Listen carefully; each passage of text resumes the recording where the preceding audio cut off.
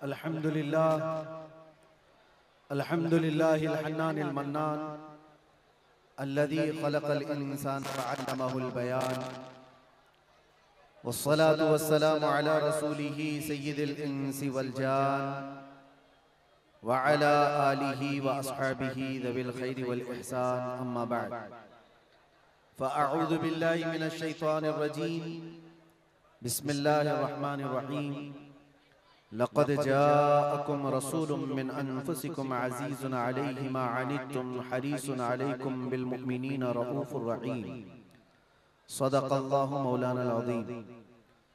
बारगाह रिसालत मुआब सल्लल्लाहु तआला अलैहि वसल्लम में एक बार दुरूद पाक का हदिया पेश करें।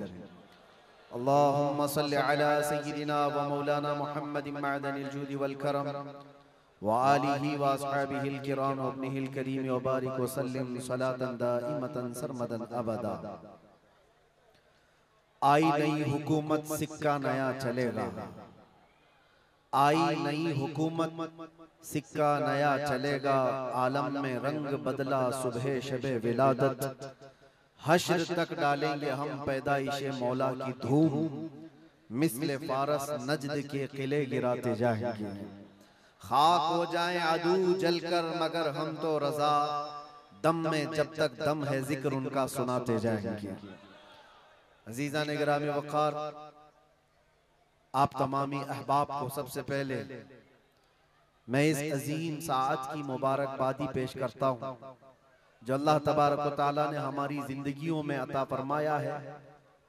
ये कितना अजीम इत्तेफाक है, बल्कि कितनी अजीम सआदत है कि हम अपनी जिंदगियों में 1500 साला जश्न ईद मिलादुन नबी मनाने जा रहे हैं। अल्हम्दुलिल्लाह, ये रसूल करीम सल्लल्लाहु तआला अलैहि वसल्लम की विलादत बासआदत का 1500 सालाना जश्न ईद मिलाद हम सुन्नियों की किस्मत में मनाने आ गया है।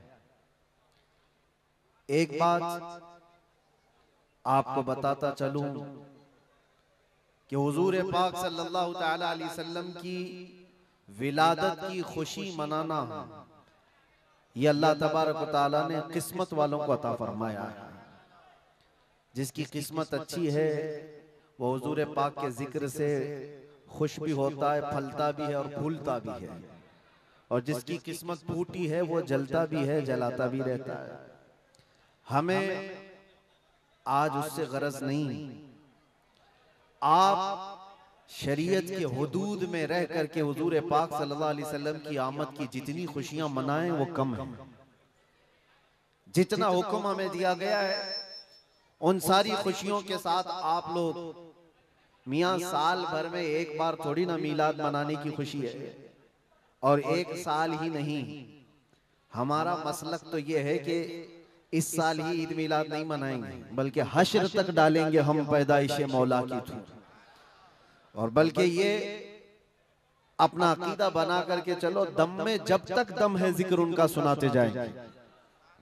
और हो सकता है प्रोग्राम के लिए, स्टेज के लिए और फिर माहौल बनाने के लिए परमिशन लेना पड़ता हो, लेकिन हुजूर पाक का जिक्र करने के लिए किसी सुन्नी को किसी के परमिशन की जरूरत नहीं।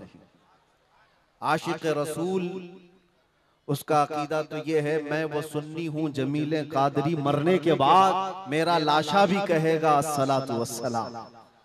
हमारा तो ये तौर तरीका है।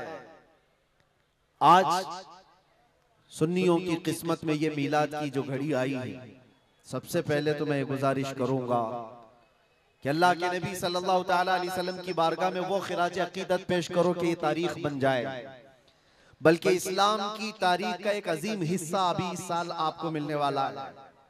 पूरी इस्लामी तारीख में ये तारीख बनने जा रही है कि 1500 सालाना जश्न ईद मिलादुन नबी अल्लाह ने हम गुनहगारों को अता फरमाया है, और ये किस्मत नहीं है तो और क्या है मेरे अज़ीज़ों। लेकिन साथ में ये भी मैं आपको बता दूं कि हुजूर पाक सल्लल्लाहु तआला अलैहि वसल्लम की मिलाद की खुशी क्या ये कुरान और हदीस से साबित है भी कि नहीं है, क्योंकि अभी ये 10 दिन बचे हैं 12वीं शरीफ को।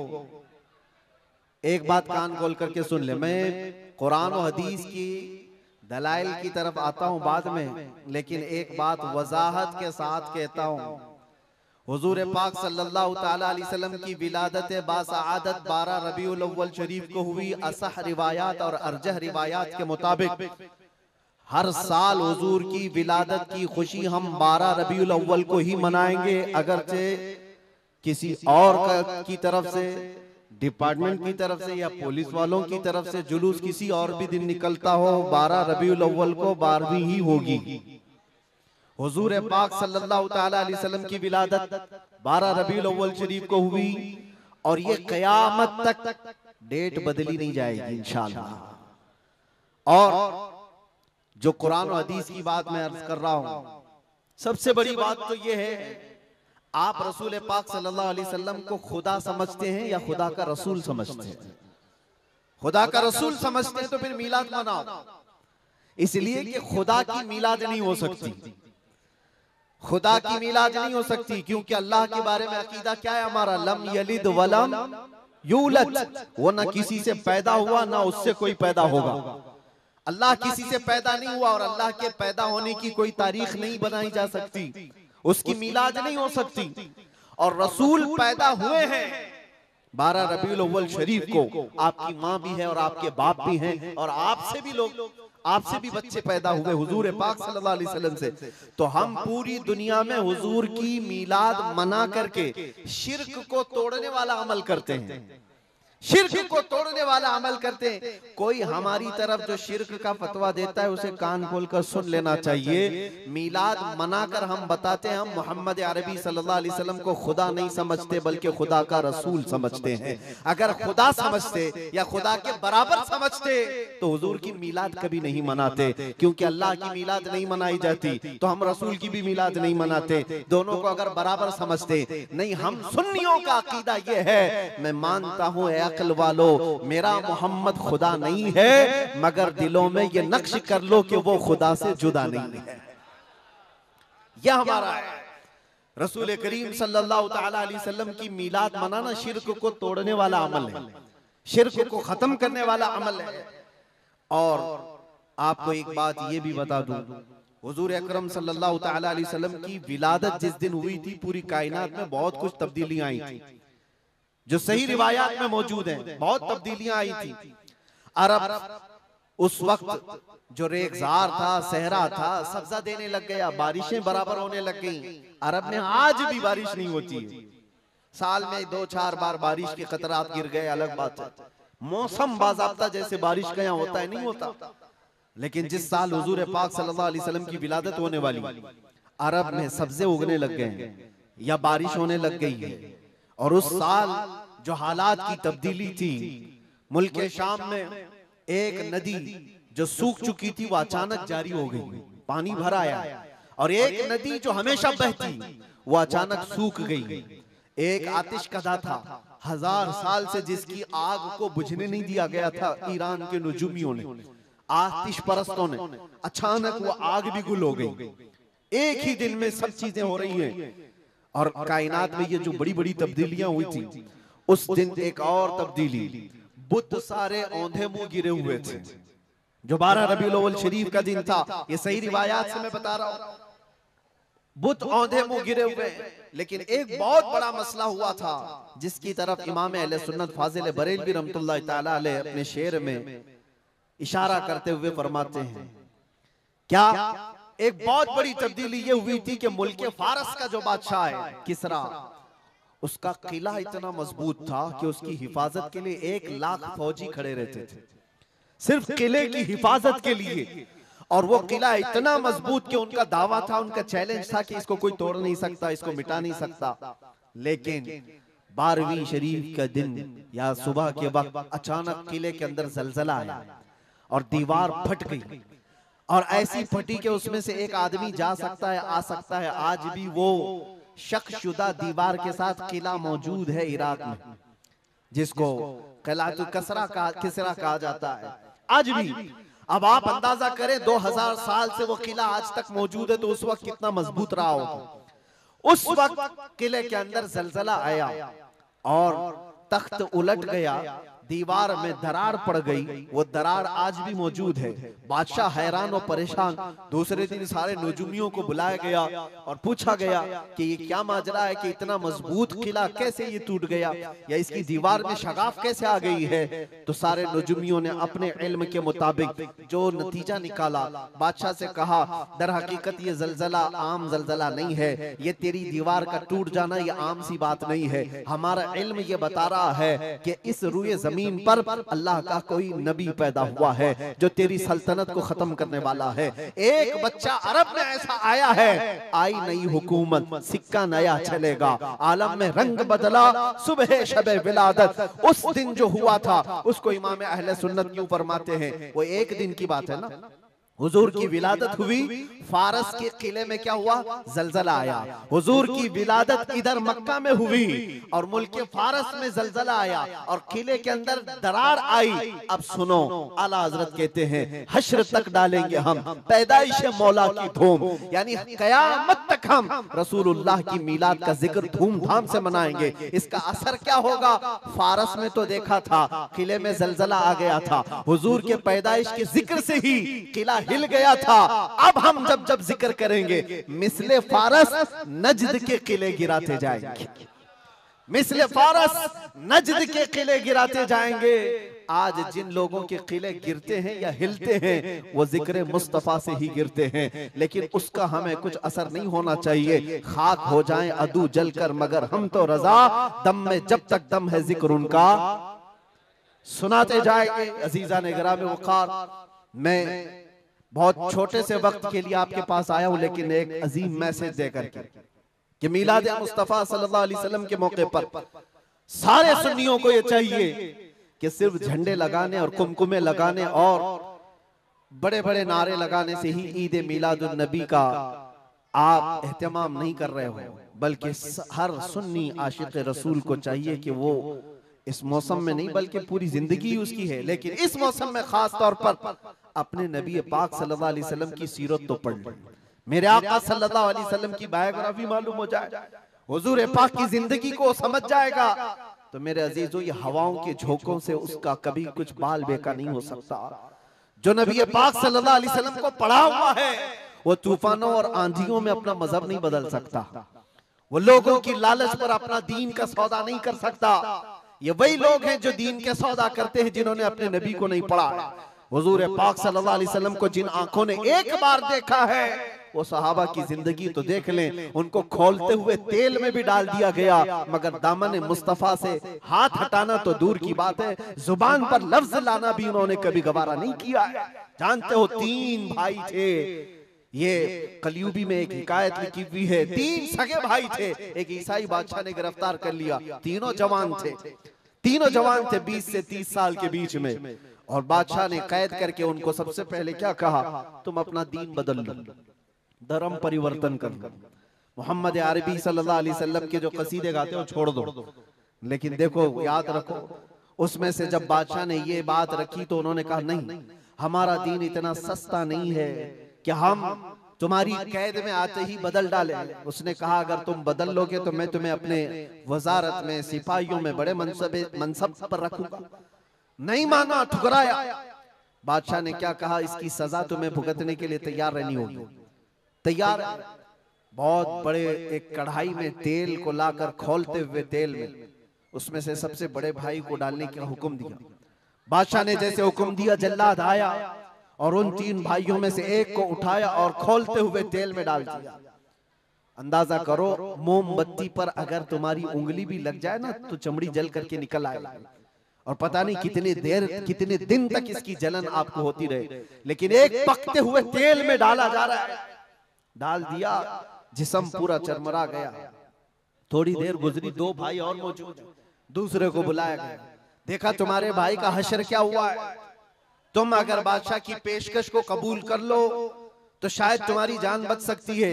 दूसरे ने मुस्कुराया और कहा, वही शायद उनकी ही जुबान थी जो बरेली से यूं आती है, जिंदगी ये नहीं किसी की किसी के लिए, जिंदगी है नबी की नबी के लिए। मेरे बड़े भाई को जलाने के बाद अब तो तुमने और भी मुश्किल कर दिया है फैसला। मैं इस बात के लिए तैयार हूं कि इससे बड़े तेल में भी मुझे डाला जाए, लेकिन जुबान पर मेरे मुस्तफा के दामन को छोड़ने वाली बात कभी नहीं ला सकता। दूसरे भाई को भी उठाया गया और खोलते हुए तेल में डाल दिया। दो भाइयों की शहादत हो गई जगह पर ही। वो तेल में डालना जुबान पे अल्फाज हो सकता है, आसानी से हम बोल रहे हैं और आप आसानी से सुन रहे हैं। प्रैक्टिकल जिसके साथ होगा वो अंदाजा कर सकता है दर्द और कर्ब किसको कहते हैं, शिद्दत की तकालीफ किसको कहते हैं। मेरे अजीजों, तीसरा जो नौजवान था वो बहुत ही कम उम्र का था, 22 से 23 साल का होगा। बादशाह का जो वजीर वहां पर था, उसने देख करके बादशाह से कहा, इस लड़के को मेरे हवाले कर दीजिए, मैं इसको बदल करके लाऊंगा, मेरा चैलेंज है। क्यों, जान इसकी भी ले लेंगे, मैं इसको बदल करके लाऊंगा। इतने मजबूत लोग कैसे हो सकते हैं अरब के कि खोलते हुए तेल में इनके भाइयों को डाला गया, तब भी ये बदल नहीं रहे। दो को मरते हुए, अरे यहाँ एक को डंडा पड़ते हुए देखकर सारे भाग जाएं, और ये दो को जलते हुए देख करके भी टस से मस नहीं होते। कैसा अकीदा है, कैसा तसल्लुब है इनका। बादशाह ने कहा, किस बात पर तुम्हें यकीन है कि इसको तुम बदल लाओगे? उसने कहा, मुझे भरोसा है, आप मुझे दीजिए 1 महीने का टाइम, इसको बदल कर न लाऊं तो फिर मुझे आप जो सजा दे। बादशाह ने कहा, ठीक है, ले जाओ। तीसरे को खोलते हुए तेल में डालने की बजाय बादशाह ने अपने वजीर के हवाले कर दिया। और दुनिया देखो, वो मेरे अजीजों याद रखो, आशिकाने मुस्तफा से 2 इम्तिहान हर जमाने में होते रहेंगे, आज भी हो रहे हैं और होते रहेंगे। पहला इम्तिहान, मौत से डरा करके तुम्हारा दीन छीन लिया जाएगा। मौत से डरा करके ये हो जाएगा, वो हो जाएगा, तुम्हें ये कर दिया जाएगा, वो कर दिया जाएगा। मौत का डर, खौफ तुम्हारे कदमों में डगमगाहट लाने के लिए लाया जाता है। अगर मौत से नहीं डरता कोई आदमी, तो उसके साथ दूसरा पेंतरा क्या खेला जाता है। ये दुनिया का दस्तूर है हमेशा से। जब देखती है दुनिया के ये मौत से डरता नहीं है, तो फिर इसको औरत और दौलत की लालच से खरीदने की कोशिश की जाती है। ये 2 चीजें ऐसी हैं जो अच्छे अच्छों का सौदा कर जाती हैं। बहुतों ने अपना ईमान सिर्फ शबाब पर बेच दिया है, हुस्न शबाब को देख करके। औरतों के दिल दादा हुए या दौलत के दिल फरेब हो गए, और उन्होंने अपना दीन का सौदा कर लिया है। नौजवानों, याद रखो, तुम्हारी जिंदगी में अगर ये 2 इम्तिहानों में से कोई इम्तिहान आए, तो अपने नबी पाक को याद कर लेना, हुजूर को याद कर लेना, और अल्लाह के नबी सल्लल्लाहु अलैहि वसल्लम की बारगाह में ये इस्तिगासा कर लेना कि मेरे आका, बड़ा सख्त और कठिन वक्त आया है। दुनिया मौत से डरा करके कभी मेरा ईमान छीनने की कोशिश कर रही है, अगर उससे मैं नहीं डगमगाया तो दुनिया मुझे हुस्न शबाब की लालच दे करके अपनी तरफ लेना चाहती है। अब उस वजीर ने क्या किया, उस छोटे से नौजवान लड़के को अपने घर ले गया, और उसकी बेटी थी जो निहायत हसीन और जमील, बहुत खूबसूरत लड़की उस वजीर की थी। अपनी बेटी को बुलाया और कहा, बेटी तेरे लिए एक काम देता हूँ, 1 महीना हमको मिला है, इस नौजवान को अपनी मोहब्बत में, अपने हुस्न जमाल में लेकर के आजा, बादशाह सलामत से जो इनाम चाहे तुझे ला करके दे दूंगा। अपनी लड़कियां आशिकाने मुस्तफा को खरीदने के लिए कल भी भेजे जाते थे, आज भी भेजी जा रही है। हो सकता है बहुत सारी जगहों पर जो हमारे लोग मुर्तद होते जा रहे हैं, वो जो बच्चियां आज अपने दीन और ईमान का सौदा करके भागती हैं किसी गैर के साथ, और कहीं जा करके शादियां रचाती, वो ये समझती हैं कि ये कॉमन सी बात है। वो दीन बेचने वाले लोग हैं, उनका हिस्सा दीन इस्लाम में कुछ नहीं। कल क़यामत के दिन देखना, तुमने अपने नफ्स की खातिर एक गैर मुस्लिम के साथ भाग करके निकाह किया, चाहे वो बेटी हो कि बेटा हो, अपने दीन से सौदा किया है और गद्दारी की है। कल क़यामत के दिन मुंह तो अल्लाह को दिखाना है, हुजूर की शफाअत के बगैर तो कुछ होना नहीं है। देखना हश्र में जो हुजूर पाक सल्लल्लाहु तआला अलैहि वसल्लम के साथ तुम खड़े रहोगे कि हम खड़े रहेंगे, वो वक्त आने वाला है। उस नौजवान के साथ क्या हुआ, वजीर ने अपनी बेटी तो लगा दी, अल्लाह की पनाह मेरे अजीजों, हुजूर पाक का इश्क का एक कतरा भी जिसके दिल में आता है, ऐसी चीजें उसके पांव को नहीं डगमगाती, ना कभी उसका ईमान खरीद सकती हैं, ना उसके दीन का सौदा कर सकती हैं। वो लड़की रोजाना आती, रात के वक्त बैठ जाती, और ये नौजवान जैसी महसूस करता, मेरे कमरे में अकेले तन्हा रहने के बावजूद वजीर की खूबसूरत हसीनो जमील बेटी, जिसके निकाह के पैगाम बादशाहों के औलाद से आया करते थे, शहजादे निकाह का पैगाम भेजा करते, वो लड़की मेरे पास आकर बैठ जा रही है। नौजवान क्या करता था, मुसल्ला बिछाया और सजदे में गिर गया। जब तक वो उठती नहीं थी ये सर उठाता नहीं था। ये रात भर के सजदे इसके इसी तरह रहते। वो ऊँगती रहती, देखती रहती, इंतजार करती रहती और थक करके वापस चली जाती। महीना गुजरने को आया था मेरे अजीजों, उस नौजवान ने आंख भरकर एक बार देखा भी नहीं। और वो थक हार करके महीना खत्म होने के बाद उस नौजवान को मुखातब करके कहती है, ऐ नौजवान एक बार मेरे हुस्न को देख तो ले। मुझे देखने के लिए बादशाहों के बेटों की भी कतार लगती है, कई बड़े बड़े लोग पैसों के अंबार लगा सकते हैं मेरे हुस्न को देखने के लिए। एक तू है कि मैं आता हूं तो मुसल्ले पे गिर जाता है। उठ एक बार देख तो ले, मुझे अल्लाह ने कैसा हुस्न दिया है, कैसा जमाल दिया है, एक बार देख तो ले। उस नौजवान ने आंखें झपकाए बगैर, पलटे बगैर जवाब दिया कि ऐ खातून तू अपना ये हरबा इस्तेमाल करना बंद कर दे, ये तेरा काम मुझ पर चल नहीं सकेगा। वजह ये है, जिन आंखों में एक बार जमाले मुस्तफा बस चुका हो उसको दुनिया का हुस्न कभी धोखा नहीं दे सकता, दुनिया का जमाल उसे खरीद नहीं सकता। वो खातून उठ गई और जवान की इन बातों से उसके दिल पर ऐसा वलवला तारी हुआ। वो खातून कहती है, ऐ नौजवान खड़ा हो जा, मैं तुझे खरीदने नहीं आई, मैं तुझे अपनी दामे फरेब में फंसाने नहीं आई, उठ जा, अब मेरी एक अर्जी सुन ले। नौजवान उठा और पूछा क्या अर्जी है। कहती है कि मैं अब तेरी मोहब्बत में गिरफ्तार हूँ, मैं चाहती हूँ कि तू मेरे दीन में ना आ बल्कि तू अपने दीन में मुझे दाखिल कर ले। जिसके हुस्न ने तेरी आंखों को ऐसा बाकमाल बनाया है कि तन्हा होते हुए भी कभी तूने मेरे हुस्न को नहीं देखा। मैं चाहती हूँ कि उस हुस्न के पैकर जमाले मुस्तफा की मैं भी दिलदादा हो जाऊं। उस नौजवान को उठाया और कहा, मुझे पढ़ा दे ला इलाहा इल्लल्लाह मुहम्मदुर रसूलुल्लाह। हर जमाने में आशिकाने मुस्तफा जो होते हैं, हर जमाने में जो आशिकाने मुस्तफा होते हैं, वो दूसरों की छाप अपने ऊपर लेते नहीं हैं बल्कि जहां जाते हैं अपनी छाप दूसरों पर छोड़ करके आते हैं। यही होती है जिंदगी आशिकाने मुस्तफा की। उस नौजवान ने उसे कलमे तैयबा पढ़ाया और उस खातून ने कहा, चलो यहाँ से निकलो, कुफरिस्तान से निकल करके हम निकाह करते हैं और साथ जिंदगी गुजारेंगे। तवज्जो चाहता हूँ, तवज्जो चाहता हूँ, ये मेरी बात को खत्म होने दो। ऐ नौजवानों, आज तुम्हें कोई बहकाने वाला, खोलते हुए तेल में डालने वाला नहीं है, उसके बावजूद तुमने पता नहीं अपने कितने घंटे ये सारे सोशल मीडिया पर आई हुई ऐसी हसीना और जमीलाओं के पीछे अपनी रातें बर्बाद कर डाली। तुम्हें पता नहीं ये आंखें अल्लाह ताला ने तुम्हें किस लिए दिए हैं। दुआ ये करो कुछ ऐसा कर दे मेरे किरदिगार आंखों में, हमेशा नक्श रहे रूए यार आंखों में। उन्हें न देखा तो किस काम की है ये आंखें कि देखने की है सारी बहार आंखों में। अजीजा ने गिरामी, उस नौजवान ने उस खातून की बात सुन ली और कहा, चलो मुझे इस जगह से, इस कैद से निकालो, हम ये शहर छोड़ देते हैं, ये मुल्क छोड़ देते हैं। उस खातून ने उस नौजवान को आजाद किया और साथ लेकर चल पड़ी। शहर भी छोड़ दिया, बाहर निकल पड़े। रात का वक्त है, अचानक वो आधा रास्ता तय किए कि पीछे से घोड़ों के दौड़ने की आवाज आई। तवज्जो चाहता हूँ, एक फौज आ रही है और हिनहिनाने वाले घोड़ों की आवाजें आने लगी। दोनों डर गए। नए लोग हैं, नौजवान लड़का है, नौजवान लड़की है और शहर से भागे हुए हैं, दीन इस्लाम कबूल करके निकले हुए हैं। बादशाह को हो सकता है खबर हो गई होगी, वजीर को पता चल गया होगा कि कैद से निकला हुआ ये फरार मुजरिम हमारा शहर छोड़कर जा रहा है। पूरी फौज आती हुई नजर आ रही थी। ये दोनों एक दरख्त के पीछे ओट पर छुप कर खड़े हो गए। पता नहीं अब इसके आगे क्या होने वाला है, हमें गिरफ्तार कर लिया जाएगा, हो सकता है हमारा भी अंजाम वही होगा जो हमारे दो भाइयों के साथ हुआ। लेकिन इत्तेफाक की बात है, वो घोड़े करीब से करीब आते गए, वो फौज करीब आ गई और जब आ गई तो करीब आकर वो फौज रुक गई। इन्होंने देखा नहीं ये फौज कौन थी, ये लोग कौन थे। दरख्त के पीछे छुपे हुए हैं नौजवान और वो दुशीजा। अचानक आने वाली फौज में से एक गरजती हुई आवाज आती है, नाम लेकर के नौजवान का पुकारा जाता है, ऐ फलां बिन फलां बाहर आ जा, बाहर आ जा।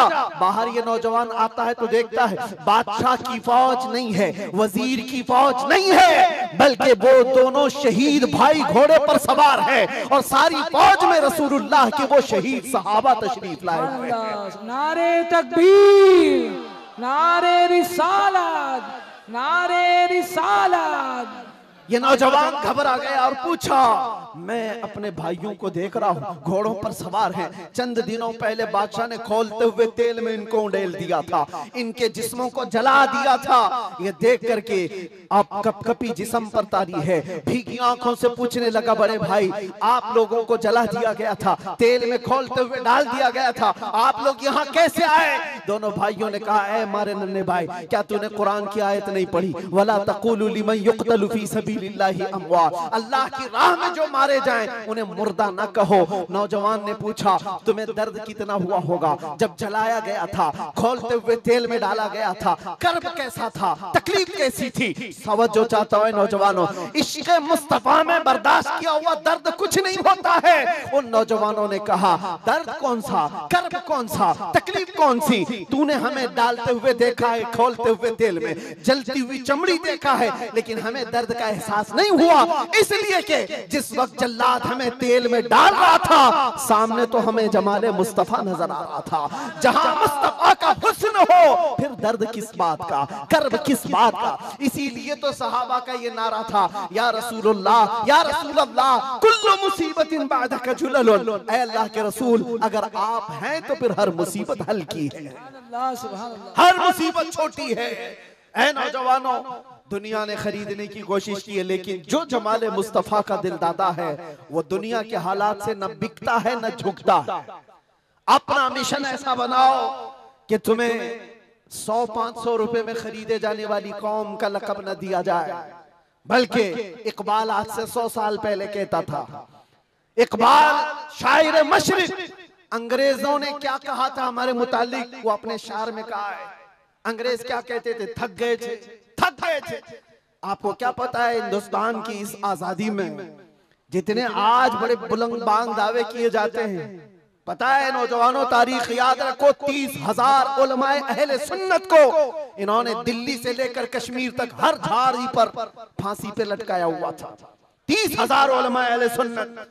काला पानी की सजा अंडमान निकोबार में किसको दी गई थी? अल्लामा फजले खैराबादी, इनायत अहमद काकोरवी, जिनकी पीठ की हड्डी तोड़ दी गई थी, खड़े नहीं हो सकते थे। 8-8 साल 10-10 साल तक झुकी हुई कमर के साथ इनको सजाएं दी गई। किफायत अली काफी कौन है जिनको भरे बाजार में चौराहे पर लाकर अंग्रेजों ने फांसी पर चढ़ाया था? जालिमात तारीख भुला देते हैं, या तारीख के चेहरे पर आज मट्टी थोपने की कोशिश की जाती है और हमारे नौजवान है कि याद नहीं रखते हमारी तारीख। या आशिकाने मुस्तफा थे, अंग्रेजों की नाक में अगर किसी ने दम किया था तो वो आशिकाने मुस्तफा की जमात थी, आशिकाने मुस्तफा की जमात थी। किफायत अली काफी को सूली पर चढ़ा रहे थे, लेकिन जानते हो उससे पहले किफायत अली काफी एक आलिम दीन, एक आलिम दीन, उस आलिम दीन को गिरफ्तार करने के लिए कितने कुत्ते आए थे? 3000 अंग्रेजों की फौज ने मिलकर के एक आलिम दीन को गिरफ्तार किया था। हमेशा से यही तारीख रही है, हमेशा से। इसलिए कि पता है कि रसूलुल्लाह सल्लल्लाहु ताला अलैहि वसल्लम का शेर 1-2 के काबू में आ भी नहीं सकता, हमेशा घेर कर मारने की आदत कुत्तों की रही। करबला में भी तो यही हुआ, अकेले इमाम हुसैन के साथ सुबह से लेकर दोपहर तक लड़ते रहे। और आपको पता है एक एक हुसैनी जवान ने 200-200 यजीदियों को मार डाला है, एक एक ने। तारीख खाली मरने वालों की ना बताओ, शहीद होने वालों की नहीं बताओ, ये भी देखो हुसैनियों ने कितनों को सुलाया है। एक हुर बिन यजीद जो एक रात पहले इमाम हुसैन के पास आकर बैत किए थे, एक रात पहले, और उन्होंने दूसरे दिन जंग शुरू की थी तो 120 लोगों को मारा था। आप अंदाजा करो, एक रात का हुसैनी 120 को सुला सकता है, तो अंग्रेज अच्छी तरह जानते हैं जो पैदाइशी हुसैनी हो कितनों को सुला सकता है। सब पता है। किफायत अली काफी को 7 दिन तक गिरफ्तार करके उनके जिस्म पर इस्त्री चलाते थे, गरम इस्त्री चलाते थे, और जब चमड़ी जलती थी तो उस पर नमक छिड़कते थे। और किफायत अली काफी को बार बार कहते, फतवा बदल डालो, आ जाओ हमारे वजारत में, हमारा मनसब ले लो, हर महीने पाउंड दिए जाएंगे, बरतानिया के पाउंड। लेकिन आशिक मुस्तफा डॉलर और बरतानिया के पाउंड पर नहीं बिकता, वो हुस्ने मुस्तफा का दिलदादा होता। 8वें दिन जब उनको फांसी पर चढ़ाया गया था, फांसी कोई आम चीज नहीं है मेरे अजीजों, जिसको सामने देख करके चच्चों की हालत खराब हो जाए, लेकिन किफायत अली काफी फांसी को देखकर कहने लगे थे, कोई गुल बाकी रहेगा न चमन रह जाएगा, पर रसूलुल्लाह का दीन हसन रह जाएगा। सब फना हो जाएंगे काफी वो, लेकिन हश्र तक नाम हजरत का जुबानों पर सुखन रह जाएगा, नाम हजरत का जुबानों पर चलन रह जाएगा। फांसी भी दे दी। ये सारे जो मामलात हुए आशिकाने मुस्तफा सल्लल्लाहु अलैहि वसल्लम हर जमाने में आजमाए गए। और मैं कह रहा था क्या बात, इधर उधर न जाए बात, अंग्रेज मजबूर होकर ये कहने पर आ गए थे, ये फाकाकश मौत से डरता नहीं जरा, ये फाकाकश मौत से डरता नहीं जरा। आशिकाने मुस्तफा ने हर जमाने में लोगों की नाक में दम कर रखा है, तादाद में थोड़ी ही क्यों ना हो, तादाद में थोड़ी क्यों ना हो, लेकिन डर इनको सबसे लगता है। क्या आपने तारीख नहीं देखी? एक बात मैं बताऊं, बॉडी बनाने वाले, मुख्य आजमाई करने वाले, चाहे तुम्हारे पास जितनी भी ताकत हो, ये जिस्मानी ताकत अपनी जगह पर, हमने देखा है व्हील चेयर पर बैठ करके एक खादिम हुसैन लब्बैक या रसूल अल्लाह कहता था, यूरोप की धरती भी हिलने लगती थी। पता ही चलता है जिस्मानी ताकत का कोई असर नहीं होता, इश्क मुस्तफा जहां होता है वो असली ताकत कहलाई जाती है। नारे तकबीर, नारे रिसालत, आशिकाने मुस्तफा, सुभान अल्लाह, सुभान अल्लाह।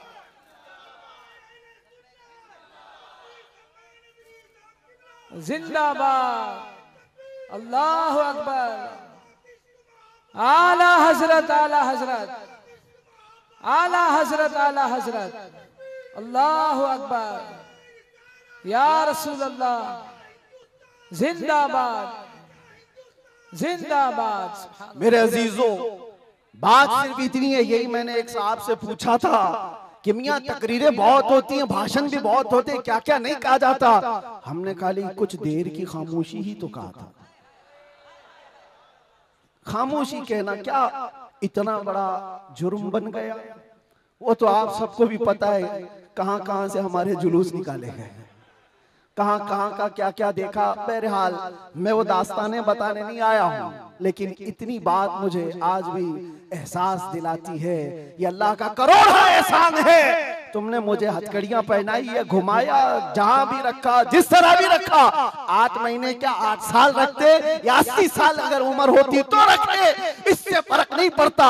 डर तो ये था कि चोरी में नहीं ले गया, डकैती में नहीं ले गया, रेप में नहीं ले गया, मर्डर में नहीं ले गया। दुनिया को तुम्हें बताना पड़ेगा इस आलिम को क्यों ले गया, तो तुम पुकार करके यही कहोगे इश्क मुस्तफा की बात करता था इसलिए ले गया। सुभान अल्लाह, लब्बैक लब्बैक लब्बैक या रसूल अल्लाह, लब्बैक लब्बैक लब्बैक या रसूल अल्लाह, लब्बैक लब्बैक लब्बैक।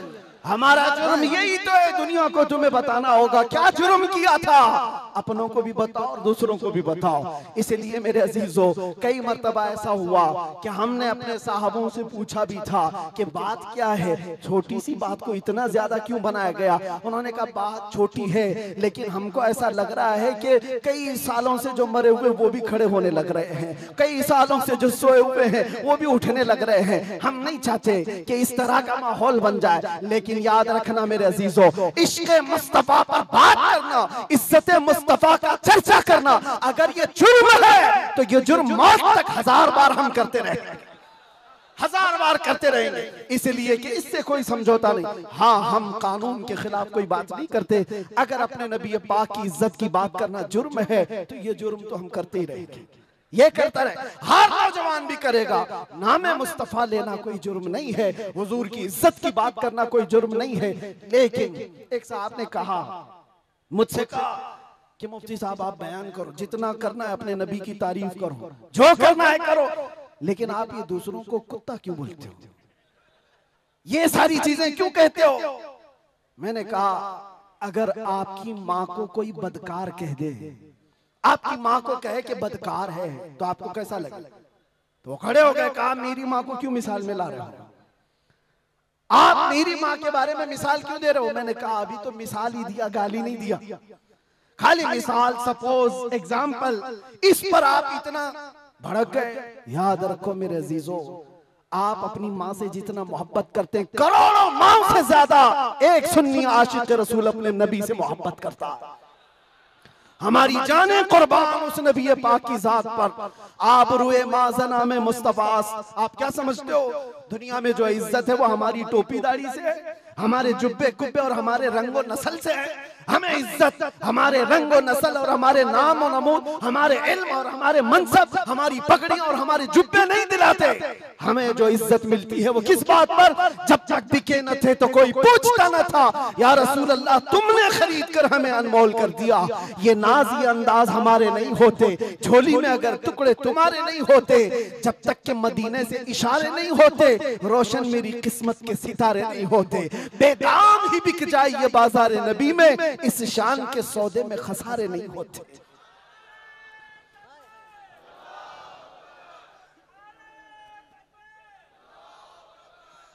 बात मैं अभी खत्म करने आ रहा हूं, बस आप इस बात को अंदाजे में रखो मेरे अजीजों।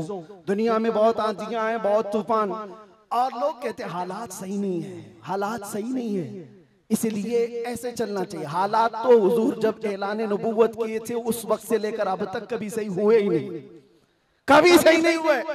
क्या बदर में हालात सही थे? उहद में हालात सही थे? खंदक में हालात सही थे? खैबर में हालात सही थे? फतेह मक्का में हालात सही थे? करबला में हालात सही थे?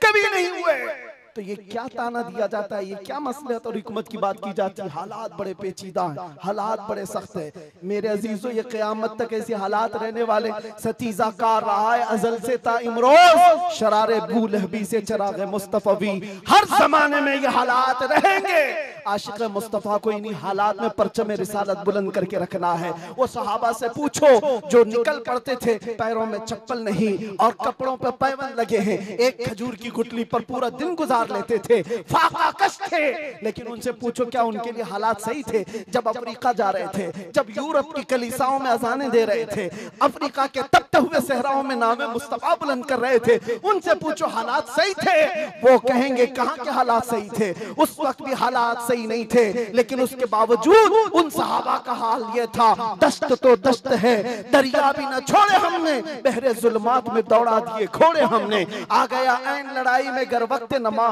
किबला रूहों के ज़मीन बोस हुई कौम हिजाज, एक ही सफ में खड़े हो गए महमूद और अयाज, न कोई बंदा रहा न कोई बंदा नवाज। ये सहाबा का मसलक था, उनका मामूल था। टल न सकते थे, जंग में अड़ जाते थे, पांव शेरों के मैदान से उखड़ जाते थे, हक से सरकश हुआ कोई तो बिगड़ जाते थे।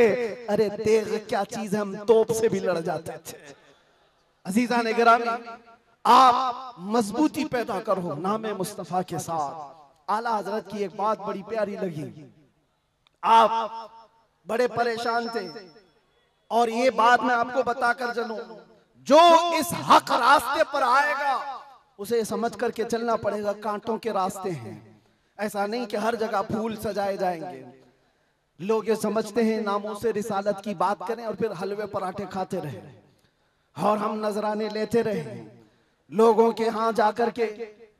लोगों को ऐसा लगता है, आज मैं इस बात की वजाहत करता हूँ, वल्लाह बिल्लाह तल्लाह, कभी मुझे फकीर की कभी ये ख्वाहिश नहीं होती कि लोग मेरे नाम का नारा लगाएं, कभी नहीं।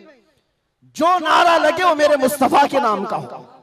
हमारी अपनी कोई इज्जत नहीं है, हमारा इस्तेकबाल करना कहीं पर किसी के लिए वाजिब नहीं। आपकी मोहब्बत सर आंखों पर, लेकिन मैं इसका आशिक नहीं और ना ही इसका ख्वाहिशमंद, ना ही बुलंदो बाला इस्तेकबाल के साथ बड़ी गाड़ियों में आना, ये ताम झाम कभी मुझे इस चीज की ख्वाहिश नहीं रही। और अगर ऐसी ख्वाहिश होती तो इस गली में आकर के आपसे बयान नहीं कर रहा होता। हमने लाखों का मजमा भी देखा है, लेकिन एक बात है, इस रास्ते पर चलने वाले को ये सोच करके चलना होगा कि आजमाइश होगी और इम्तिहान होगा। कई मर्तबा दौलत से खरीदे जाने की कोशिश की जाएगी, माल और मनसब दे करके, या कभी हुस्न शबाब दे करके, या कभी मौत की धमकी दे करके। ये सारी चीजें हमने देखी हैं अपनी जिंदगी में, बहुत छोटी जिंदगी में मौत की धमकी भी दी गई है। और मुझसे एक आ गया था कि अगर छूट गए तो ये समझ लेना कि दूसरा अवतार मिला है आपको। हम तो खैर अवतार देने वाले तुम नहीं हो, रज़्ज़ाक़ हकीकी अल्लाह रब्बुल इज्जत। जब तक वो न चाहे तुम्हारी सारी कायनात मिलकर के मेरा बाल बेका नहीं कर सकेगी। और अगर अल्लाह तबारक व तआला चाहे तो मच्छर और चूंटी से भी मौत हो सकती है। अल्लाह ना चाहे तो मोदी योगी से भी कुछ नहीं होता। अल्लाह अगर ना चाहे, अल्लाह अगर ना चाहे फिरौन और नमरूद से भी कुछ नहीं होता। और अगर अल्लाह चाह ले तो मच्छर से नमरूद भी मर सकता है और पानी से फिरौन भी हिलाक हो सकता है। हमारा अकीदा ये है, हमें उस बात का डर नहीं है।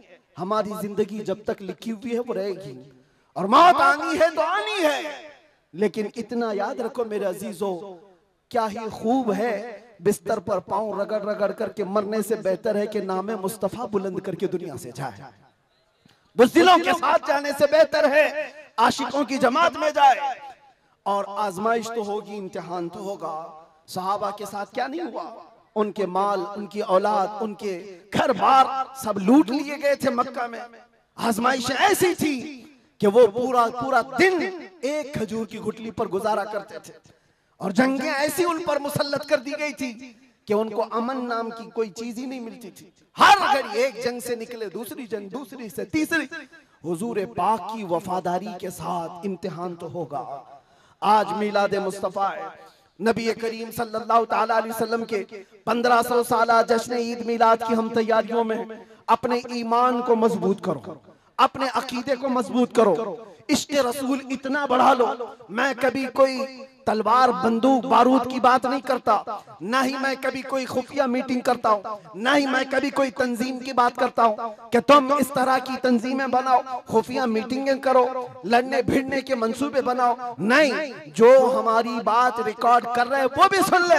मैंने कभी नौजवानों को लड़ने भिड़ने के लिए तैयारियां करने की कभी बात नहीं की। अरे मियाँ, मैं तो ब्लेड और चाकू की भी बात नहीं करता, प्लास्टिक की भी नहीं बात करता। मैं सिर्फ ये चाहता हूँ सर से लेकर पैर तक इश्क़ मुस्तफा में ऐसे ढल जाओ जिस गली से गुजरो मदीने की खुशबू आने लगे। तुम्हारा चलना फिरना कई कीड़ों की मौत का सबब बन जाएगा। आपको किसी हमले की जरूरत नहीं, आपको किसी पर अटैक करने की जरूरत नहीं। अपने दिल के अंदर इश्क़ मुस्तफा ऐसा बिठाओ, ऐसा बिठाओ। हमने देखा है मेरे अजीजों, हमने तन्हाई में बैठ के भी दिन गुजारे हैं और कई ऐसों के बीच में भी बैठ के दिन गुजारे हैं। हमारी अपनी तारीफ के लिए नहीं कह रहा, जहां ऐसे क्रिमिनल लोगों के बीच बैठते थे जो 20-20 साल से क्राइम में मुब्तला हैं, छोटे मोटे नहीं, मर्डर भी, रेप भी, ड्रग्स भी, सब उनके बीच बैठ करके देखा है। जब हुजूर पाक की बात की जाती है तो उनकी आंखों में भी आंसू आते हुए देखा है और तौबा करते हुए भी देखा है, रमजान में तरावी पढ़ते हुए भी देखा है।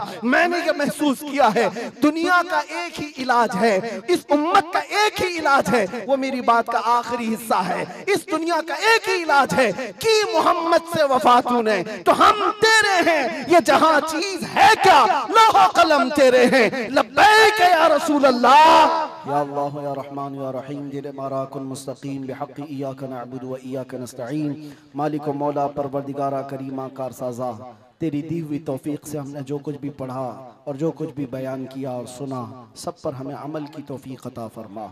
हमारे इस जलसे पाक को अपनी बारगाह में शरफ़ कबूलियत अता फरमा।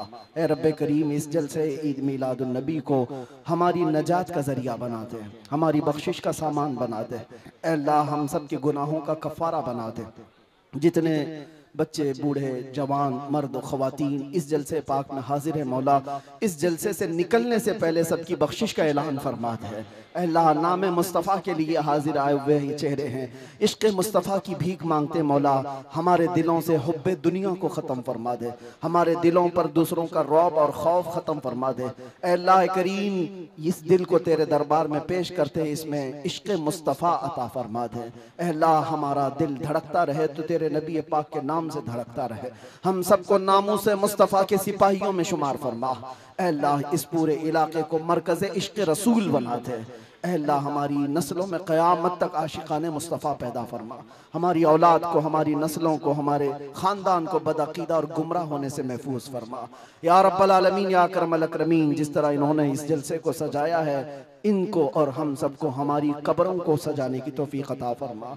अल्लाह, हम सब की कब्रों को रोशन फरमा दे, या रब्बल आलमीन या अकरमल अकरमीन, हमारी माओं बहनों बच्चियों बेटियों बहुओं बीवियों सबको हमने तेरे हवाले कर दिया, उनकी इज्जतों की हिफाजत फरमा। ऐ अल्लाह ए करीम खुदा, हम सब में जो बीमार हैं उन्हें शिफा अता कर दे, जो भी औलाद है उन्हें साहब औलाद बना दे, और जो कर्ज में डूबे हुए उनके कर्जों में आसानियां अता कर दे। ऐ अल्लाह जो बेरोजगार है उन्हें हलाल रोजियां अता फरमा, जो नाहक मुकद्दमे और जेलों में हो उनको आज़ाद फरमा दे। ऐ करीम खुदा रहमान राहिमीन, मौला तेरे दरबार में आखिर में ये इल्तिजा है, न जाने ये आंखें कब हमेशा के लिए बंद हो जाए, इन आंखों के बंद होने से पहले एक बार तेरे हबीब पाक के चेहरे की जियारत नसीब फरमा। ऐ अल्लाह दुनिया में हर आफत से बचाना मौला, उखबा में न कुछ रंज दिखाना मौला, बैठे जो दरे पाक पैगंबर के हुजूर ईमान पे उस वक्त उठाना मौला, कुछ ऐसा कर दे मेरे किरदगार आंखों में हमेशा नक्श रहे रूए यार आंखों में, उन्हें न देखा तो किस काम की हैं ये आंखें कि देखने की है सारी बहार आंखों में। ऐ अल्लाह हमारी दुआओं को तेरे हबीब पाक के नालैन के सदक़े कबूल व मकबूल फरमा। इन्नल्लाह व मलाइकतहु युसल्लूना अलन नबी या अय्युहल्लज़ीना आमनू सल्लू अलैहि व सल्लिमू तस्लीमा। अल्लाहुम्मा सल्लि अला सय्यिदिना मुहम्मदिन मअदनिल जूदि वल करम व आलिहि व अस्हाबिहिल किराम व इब्निहिल करीम व बारिक व सल्लिम। दअवाहुम फीहा सुब्हानक अल्लाहुम्मा व तहिय्यतुहुम फीहा सलाम व आखिरु दअवाहुम अनिल हम्दुलिल्लाहि रब्बिल आलमीन। जब दमे वापसी हो या अल्लाह, जब दमे वापसी हो या अल्लाह, लब पे जारी हो बस ला इलाहा इल्लल्लाह मुहम्मदुर रसूलुल्लाह। एक ऐलान मेरी तरफ से, जुलूस ईद मिलादुन नबी सल्लल्लाहु अलैहि वसल्लम आएगा तो है नौजवानों, पूरी दुनिया आपको देख रही होगी।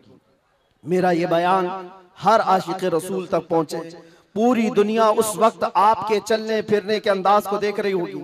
बड़े बड़े डीजे लाना और उस पे गानों की धुन की तरह थिरकना इस्लाम में हराम है, हराम है, हराम है। और एक हराम काम से अपने नबी पाक की मिलाद नहीं मनाई जा सकती।